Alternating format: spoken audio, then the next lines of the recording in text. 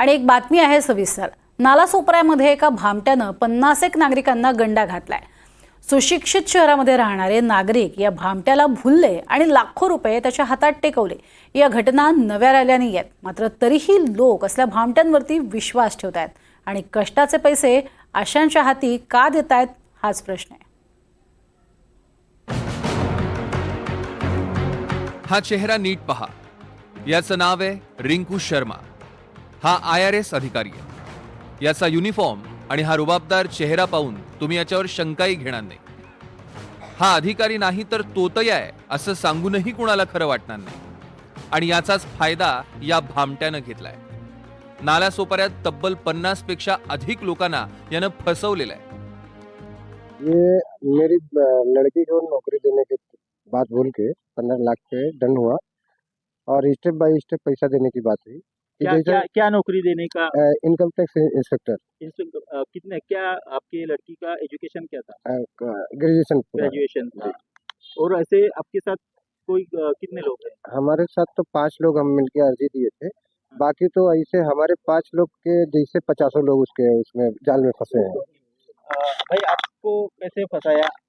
Sir वो हम लोगों को फंसे ऐसे कि बच्चे के भविष्य की वजह से, और सबको से पैसे का डिमांड रखा है। सबको सहूलियत ये दिया है कि आपको स्टेप वाइज स्टेप जितना हो सके आप हमको दीजिए, हम करवा के देते हैं। Joining letter. तो अभी तक क्या क्या दिया आपको?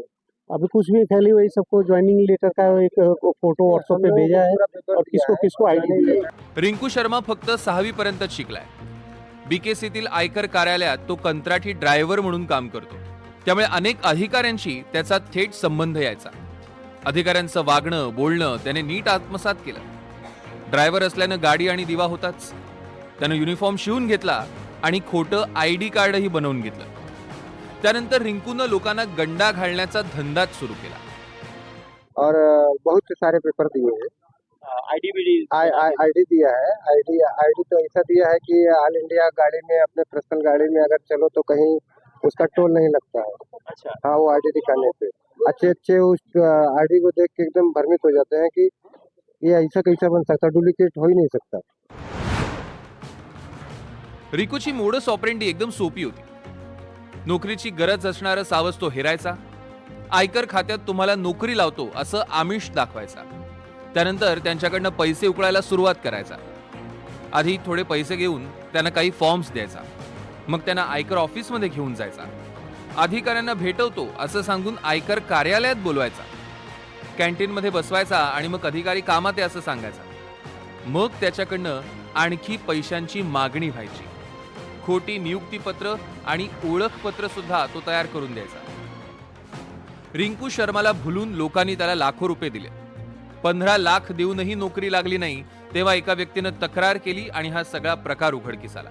त्या व्यक्तीलाच फसवणूक केल्याचे नाही तर आतापर्यंत साधारणपणे आपल्याकडे 41 लोकांची आपल्याकडे नाव समोर येतात की त्यांनी अशा पद्धतीने 2003 वर्षामध्ये लोकांना फसवणूक असं IT डिपार्टमेंटमध्ये निरीक्षक किंवा असिस्टंट कमिशनर किंवा पोलीस निरीक्षक अशा वेगवेगळ्या पदांवरती तुम्हाला नोकरी लावतो या आशयाने त्यांच्याकडनं रकमा घेऊन फसवणूक केल्याचे आपल्याला प्राथमिकदृष्ट्या निष्पन्न होत आहे। ते सदरचे जे विक्टिम्स आहेत त्यांना आपण फोन करून बोलवून घेतोय आणि आपण पुढील कारवाई करीत आहोत। रिंकू शर्माने आतापर्यंत जवळपास 50 लोकांकडून 2 कोटींहून अधिक पैसे उकळले। रिंकूला पोलिसांनी अटकही केली आहे। पण प्रश्न असा आहे की लोक रिंकू सारख्या लोकांना भुलतात कसे? पदाची जाहिरात वृत्तपत्रात आलेली नाही, कोणतीही परीक्षा नाही, मग नोकरी कशी लागणार? आयकर निरीक्षक, आयकर उपायुक्त या पदांसाठी राज्य स्तरावर, केंद्र स्तरावर परीक्षा द्याव्या लागतात। ही साधी माहिती सुद्धा पदवीधरांना नसावी। 6वी पास झालेला जेव्हा पदवीधरांना गंडा घालतो तेव्हा ते 6वी पास झालेल्या रिंकूचं यश नसतं, तर पदवी घेऊनही सुशिक्षित न झालेल्यांचं अज्ञान आणि अपयश जास्त असतं। मनोज सातवी, NDTV मराठी, नालासोपारा।